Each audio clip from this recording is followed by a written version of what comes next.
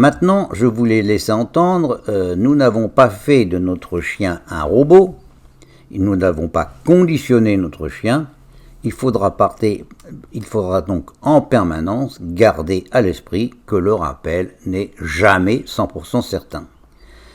Il y a des gens qui le savent parfaitement, ce sont les chasseurs. Tous les chasseurs le savent, le chien le mieux éduqué agit au doigt et à l'œil de son conducteur jusqu'à un certain moment, à une certaine distance. Et à cette distance, eh bien, on dirait que l'animal estime qu'il est dispensé de respecter les instructions qu'on lui donne. Il y a même une expression pour décrire ce phénomène, on dit que le chien est sorti de la main. Le chien vous obéit au doigt et à l'œil jusqu'à une certaine distance, mais à une certaine distance, c'est comme s'il était sorti de la main. Il estime qu'il n'a plus besoin réellement de vous faire plaisir et d'obéir, et eh bien, il reprend en quelque sorte une partie de sa liberté. Alors, tous les chasseurs savent ça, ils savent que le chien sort de la main, et pour chaque chien c'est un peu différent. Il y en a pour lesquels la distance est très longue, d'autres pour lesquels elle est moins longue. Chaque chasseur sait exactement jusqu'où il peut aller trop loin avec son chien et ne pas dépasser justement la limite. Quand le chien sort de la main, tous les chiens, y compris ceux qui ne savent pas, quand ils sortent de la main, eh bien, il faut les reprendre et c'est beaucoup plus difficile. À chaque conducteur de repérer la distance à partir de laquelle le chien aura tendance à avoir un rappel beaucoup moins sûr. Mais certaines situations peuvent faire sortir le chien le mieux éduqué à des distances où normalement il ne le ferait pas.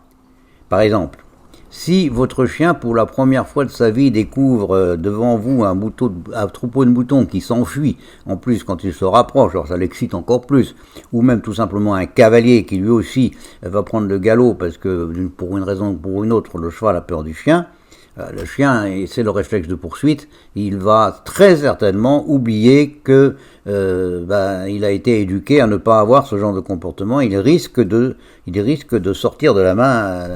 Donc autrement dit, il y a deux raisons pour lesquelles les chiens sortent de la main. La première, c'est que la distance est trop longue par rapport à leur caractère, et la deuxième raison, c'est que ce qui distrait le chien est tellement plus important, tellement plus plaisant pour lui, que, ma foi, il a tendance à vous oublier pour se faire le plaisir de la poursuite qui se présente à lui.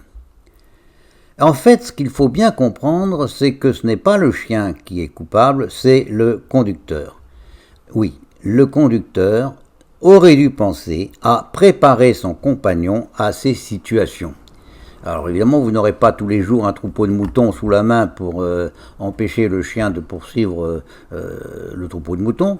Et ça, il aurait fallu lui apprendre du temps qu'on travaillait encore avec la longe. Mais le cavalier qui se promène dans la forêt, ça, dans le bois, ça, c'est beaucoup plus fréquent. Si vous n'avez pas préparé le chien à vous obéir et à ne pas partir à la poursuite de ce cavalier ou de n'importe quoi d'autre, ça peut être au début un jogger. Le chien, il ne va pas courir après un jogger pour l'attaquer, il court parce que c'est le réflexe de poursuite. Quelque chose part devant lui, c'est un réflexe chez lui, il poursuit.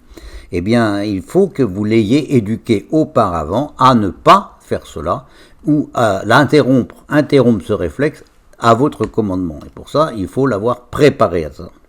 Alors attention, encore une fois, aux automobiles. Il y a toujours un risque à retirer sa laisse à un chien, même le chien le mieux éduqué, si le chien peut se trouver confronté assez rapidement avec une route. En effet, par exemple, il y a quelque chose contre quoi vous ne pourrez rien. Si le chien éprouve pour une raison ou pour une autre, par exemple un coup de tonnerre, une peur violente, il risque de prendre le large à toute vitesse et d'oublier même qu'il y a une voiture, qu'il y a une route et des voitures. Donc, quelle que soit la qualité du rappel, se méfiez beaucoup quand on approche d'endroits où le chien risquerait de se faire happer par une automobile, vous le comprenez bien sûr.